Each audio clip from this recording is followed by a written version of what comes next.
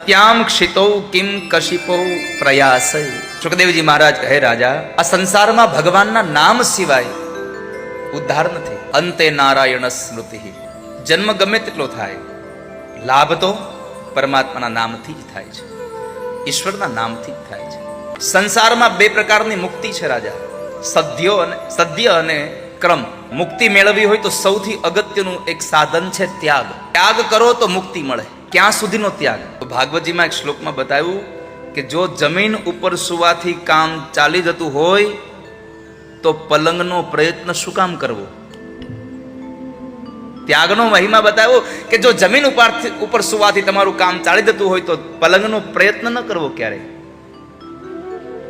જે ભુજાઓ ભગવાને કૃપા કરીને આપણને આપી છે એનાથી કામ ચાલી જાય તો તકિયાની ઉપાધિ શું કામ કરવી? જેને સૂવું જ છે, જેને સારી નીંદર મેળવી છે.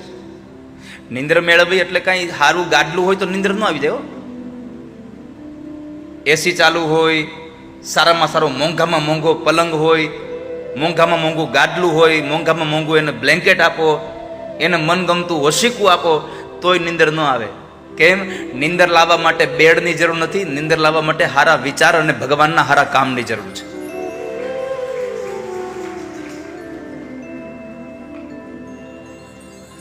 સારું કામ ન કરો તો રાત્રે નીંદર ના આવે.